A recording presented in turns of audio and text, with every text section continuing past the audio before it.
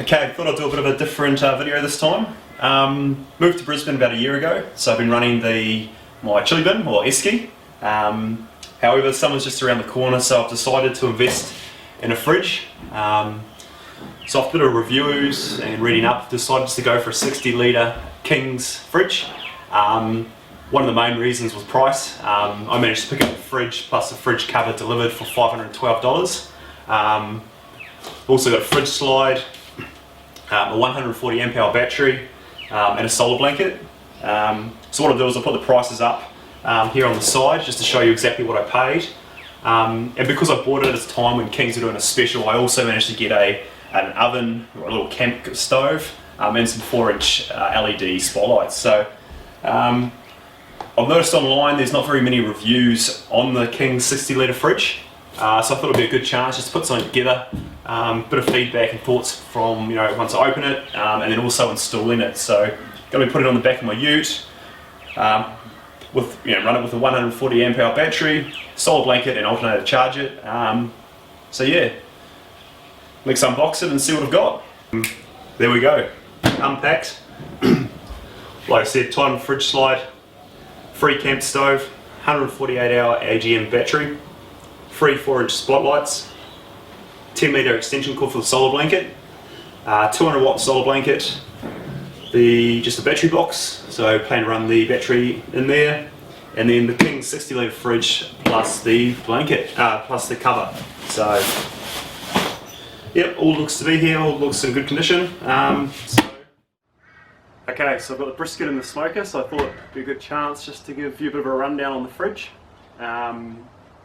Kind of thoughts, initial impressions, and yeah, just a bit of a rundown of what you get. I suppose first off, build quality, not too bad. Everything I suppose apart from what this lid, relatively basic, cheap, kind of reminds you just of an esky, cheap esky. And yeah, don't know, we'll see how it goes, but overall the rest of it seems okay. It's just the lid I think is potentially letting it down. Also the latch, it doesn't actually close.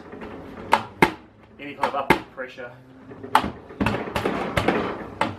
it just opens, so we'll see how it goes.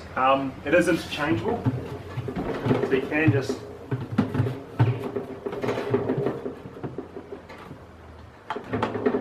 pop it out and then throw it on the other way. But yeah, I suppose the one thing for me would be the lid. Just feels cheap, and the latch. Overall, pretty basic. Inside, one big tray, which yeah, seems right. You got 2 separate compartments. Your main one, and then also a little side one. So light on the side here. Looks like it'll be relatively easy to clean out when I need to. Nice and deep, plenty of space. So yeah, the actual inside of it seems pretty decent to me. So what we're going to do now is just power it up. So it's currently on and on eco mode. So the fridge is currently 9 degrees. I've got it set at 2. Quite easy, set it -8. We'll change it off eco mode to max, and it's away. So relatively straightforward. Not many options to it. No Bluetooth, none of that fancy stuff. Very basic. Set your temperature, and the display shows you what temperature the fridge is currently running at. So here it just humming away, relatively quiet. Got it on max at the moment.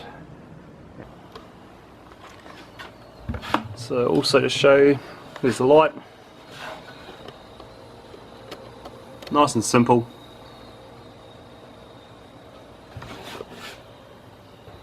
With the fridge, you just get just a 240 volt plug, and then it's just a standard 12 volt, so no Anderson plug, just a very basic 12 volt. The connection into the fridge itself is nice and tight. You know, it takes a fair bit of effort to put it in, pull it out, so that won't be an issue. It's just potentially going to be the 12 volt when you're bouncing around, is that one there coming loose, so we'll have to keep an eye on that. And then just the basic instructions and energy rating. What was it? 3.5 out of 6. So yeah. So on the side here, 15 amp fuse connection for your 240 or 12 volt, and then also you're able to change it between what settings the fridge will operate at and when it will cut out. So setting 1 off at 11.1, 11.5 or 9.6 volts. So I think that's just a way to help preserve your battery, that you don't fully discharge the battery that you're running it off. So it's got an automatic cut off, and depending on which one you set it on will be dependent on which voltage is going to cut out at. So with the fridge, I also got included the fridge cover, so extra insulation, and I also think it looks a bit better. This blue, not a huge fan. I don't know. I think this looks here slightly better in the darker blue, than the black, and also protect the fridge a bit. So I might as well throw it on. Out of the way. I'll throw it on, so nice and easy.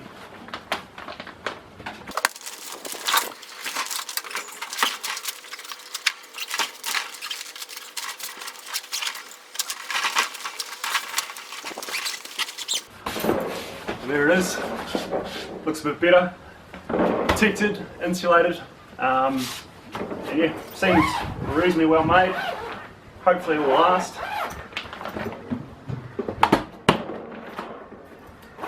So that's pretty much just a quick rundown on the fridge. I won't really get to know exactly how good it is or how bad it is until I take it on my next camping trip.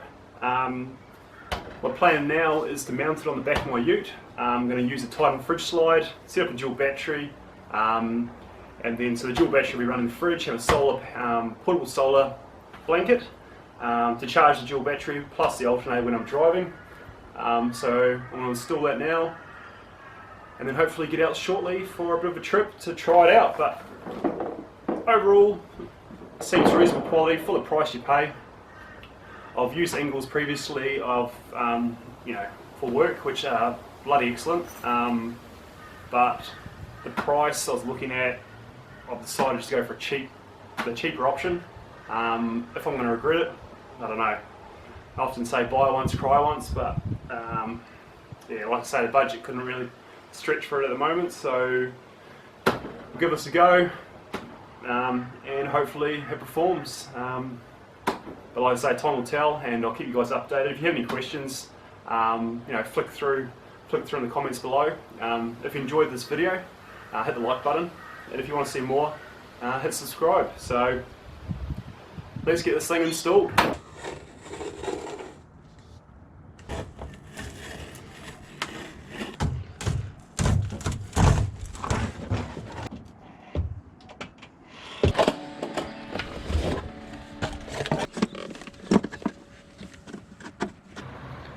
Okay, so I just got it mounted on the back of the ute, so thought I'd give you guys a bit of a show you how I've mounted it.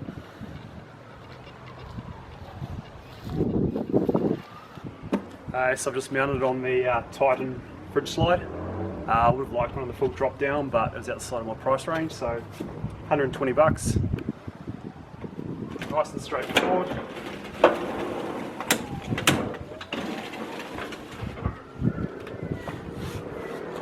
Seems to work well, nice and easy to access.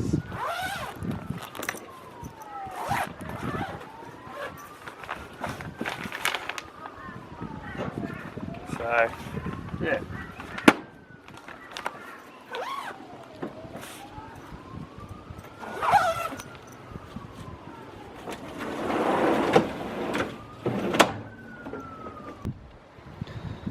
So I figured out my ute had been previously wired up for a second battery, however there was no isolator installed. So I've installed an isolator. I've just gone for a cheap Ridge Rider. It was about 80 bucks. So pretty much that stops your starter battery from being drained. Once it drops below a certain voltage, I think it's 12.4 volts, it will start charging the starter battery back up, and then it just kicks between the two. So I installed that in the battery, or in the under the bonnet. So there it is installed, pretty basic. Positive from the battery to the isolator, positive from the auxiliary battery to the isolator, and then see the red lights on at the moment. Once that starter battery drops to below 12.4 volts, this will kick off, and that way it does not drain the starter.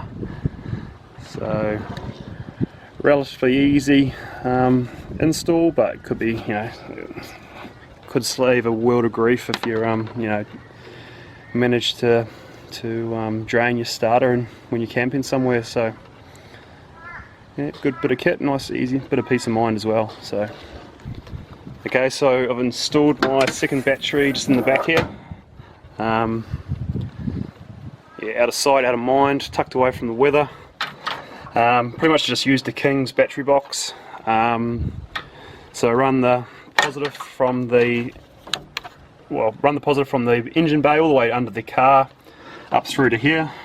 Just running a 50 amp fuse. That's going to the battery box. Negative is on the other side, and then I've just put some eyelets in, and that stops it moving around. So nice and secure. You can still access the display. See what voltage we've got. What do we got at the moment? 12.9 volts. And then I've just run the fridge directly into here. I might set up so it's connected to the Anderson plugs, but at the moment it's running there, out to here, and then I just need to get some rubber grommets just to tidy all this up. If anyone's got any tips on how to stop this getting caught up in the fridge slide, it would be greatly appreciated, as well as out of the way.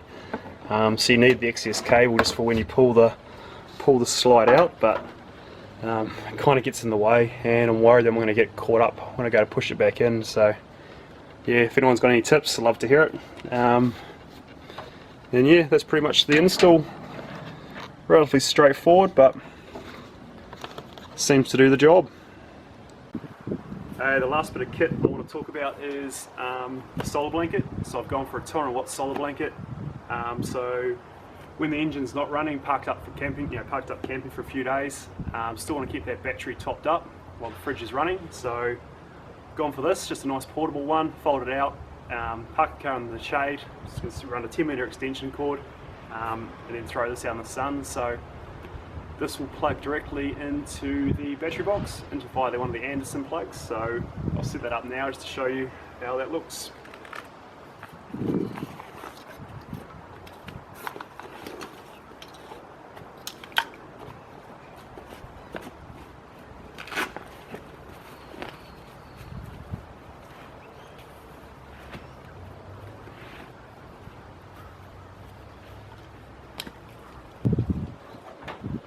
Into the regulator.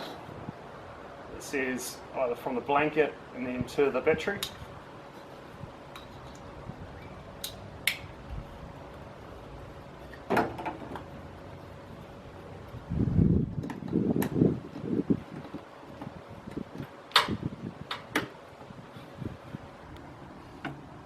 Okay, so it's currently charging. Don't know if you can see that well. Currently 13 volts. And I think the max we can put into there is 13.8. We're currently drawing 12.6, I believe. And I think we're getting 10.7 from the blanket. But yeah, actually still working out how to use it. Main thing is we're charging. So I'll probably just leave this nice and portable. You can mount it, but it gives me a bit of flexibility if I want to take the battery out at any stage. I'll just keep it with a blanket and use it, and just pull it out when I need.